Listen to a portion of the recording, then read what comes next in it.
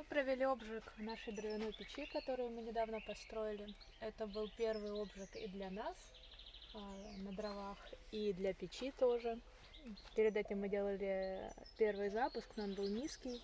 В этот раз мы хотели набрать высокую температуру. Наша обычная рабочая температура это 1150 градусов.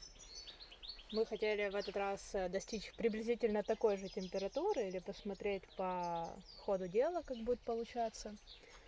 А обжиг мы делали с редукцией. Редукция это когда железо в глине восстанавливается и приобретает такой черно-серый цвет. Поэтому все предметы такие в одной гамме, хотя они сделаны из разных глин. Я думаю, что, может быть, теперь ты расскажи про температуру. Ну, мы тут пытались мерить температуру в печке, но наши термопары показывали какие-то неправильные температуры, поэтому мы можем судить в основном только по тому, что произошло с глиной, собственно, с объектами. Вот. И судя по всему, эти все в каждой точке печки была совершенно разная температура. Вот, потому что одни предметы можем вот видеть немножко застекленели и погнулись. Вот, например, вообще просел. Вот, а некоторые, ну, вот, остались довольно серенькие такие. И они звонкие, но напитывают влагу. То есть это в каких-то нижних, задних углах, грубо говоря, то, что было на переднем, прямо возле огня, то, конечно, очень сильно запеклось. Вот. До вот таких вот стеклянных абсолютно поверхностей. Вот стакан вообще сплющило у нас. Он лежал вот так, Да, он на лежал. первой полке рядом с огнем. Вот так он лежал, наверное. Не, вот так. И вот его повело, и он упал. На Да. таких предметах, которые лежали возле огня, можно видеть вот такое остекленение глины. Еще черный какой-то вот такой налет. То есть это непонятно. То есть понятно, это глазурь. То ли она прозрачная, потому что вот тут нерекоми просматривается. То есть это не поверхность. И также еще интересный момент из того, что мы заметили, чего мы не ожидали, можно сказать, это вот эти вот металлизация всяческая, вот это как амальгамы такие. Ну, сильнее всего получилось видно это вот такой вот налет зеркальный на тех предметах, на которых была глазурь. Например, очень показательна вот эта подставка, потому что это из старой тарелки побитая, она была заглазурованная, она была спрятана в печи, то есть она была под лещаткой находилась, и на нее все равно с обеих сторон, вот здесь стояла лещатка, насела вот такой вот тут налет. Я решила этот налет проверить, налила сюда уксус, здесь он простоял где-то часа 3. Вообще нужно подольше держать. Это такой лимонный тест. Вот, сейчас я его солью.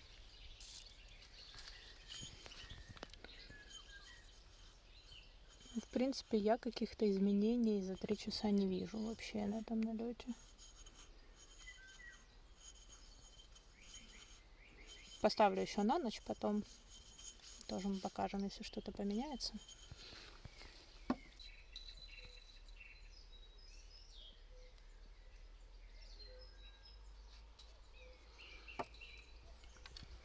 По материалам мы тут использовали в основном местную глину и также мешки на основе этой местной глины с покупными кое-какими красной глиной, серой глиной. Вот.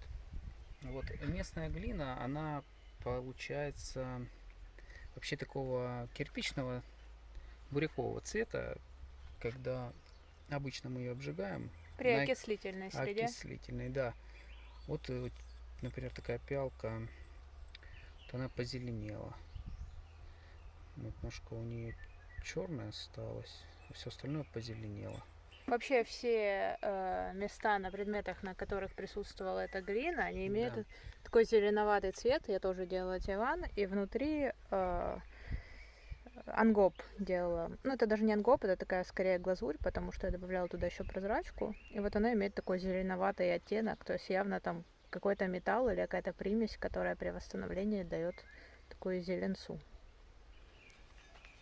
Или при восстановлении, или это вот места там, где что-то летело, потому что вот здесь, например, оно только вот с одной стороны. На остальных оно серое. Вот, еще интересный момент. На вот этой пиале, она тоже близко к огню стояла, у нее, ну, будет сложно, наверное, сейчас увидеть, но вот эти вот какие-то кристаллы появились, которые поблескивают на солнце. Вот. Ну и тоже вот такая образовалась зеленая, потеки такие. Вот. Еще характерной чертой в этом обжиге было то, что многие предметы, ну почти на все предметы оседала зола, и зола оставила такой шероховатый след. Сейчас я покажу, как это выглядит. Мы почти везде уже отполировали. Ну тут, Вот. можно хорошо. Да, вот этот чайник мы еще не трогали, мы его даже не мыли. Он стоял прямо возле огня. И вот, да, напыление зольное такое. То есть это зольная глазурь, то, что называется, или ash glaze. Вот. Вот она вот так выглядит. Оказалось, что она очень шероховатая. Сейчас я покажу еще на своих пиалках.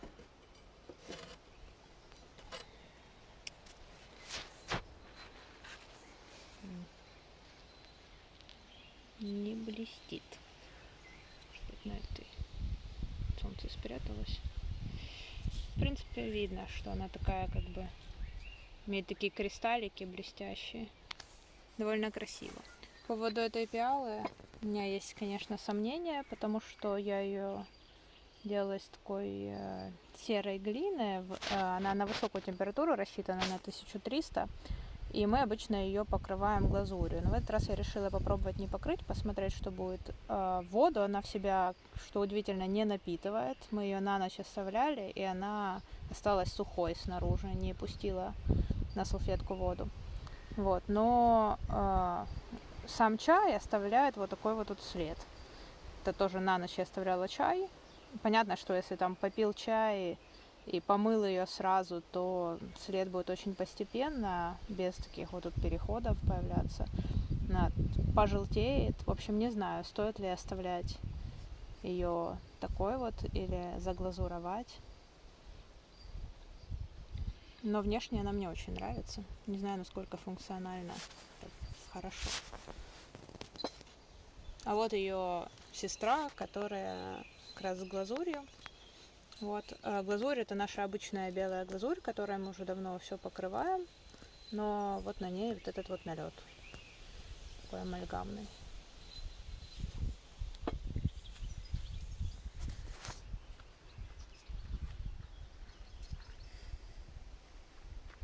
Ну, довольно много просто безглазурных вот таких предметов мы делали. Они такие получились, как камушки. Мне напоминает это такое закаменелость такую. И самое интересное, что это не, ну, насквозь эта глина, она почернела. То есть она восстановилась и внутри тоже. То есть когда Да, можно увидеть. мы терли там что-то, или да, вот здесь сколы. Я специально разбила, это, в общем, была крышка большая, ее повело сильно, мы ее на боку обжигали, и она стала вот такой вот формы. Вот. И внутри она абсолютно такая же, как и снаружи, серая.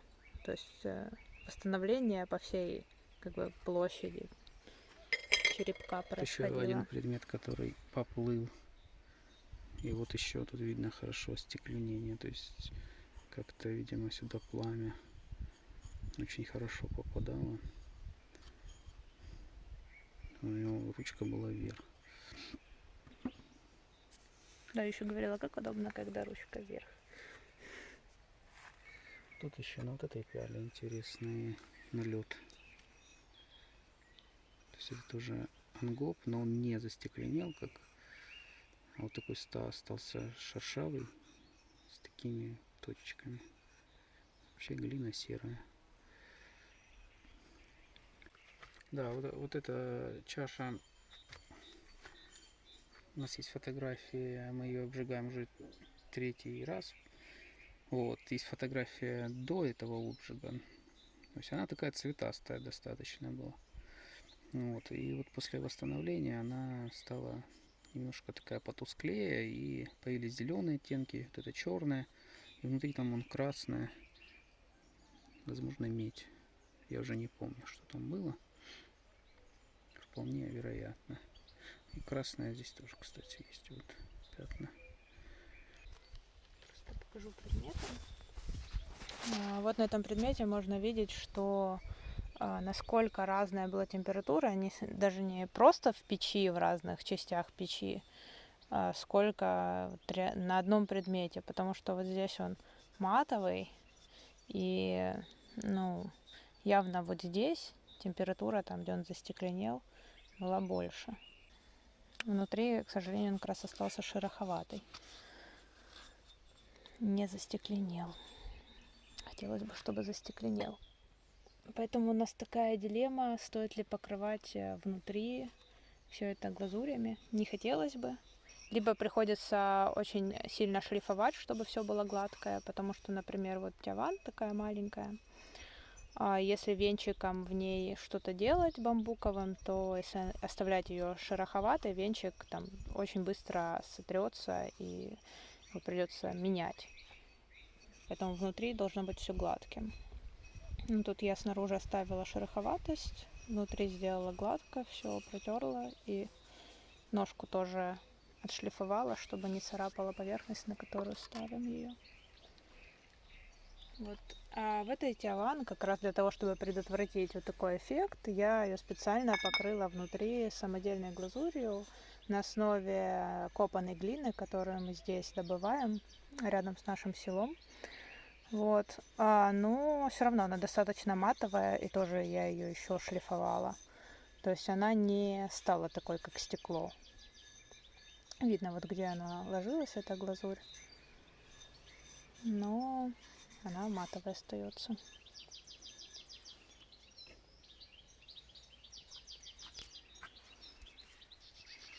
Можно показать, вот трубку делали. Это я вообще в дымоход ее положил, чтобы она не слишком сильно зажарилась, потому что она должна,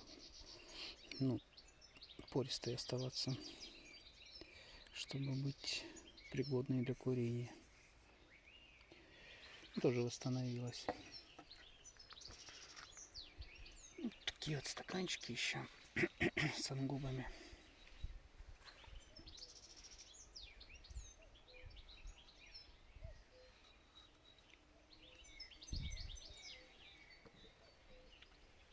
Как-то так.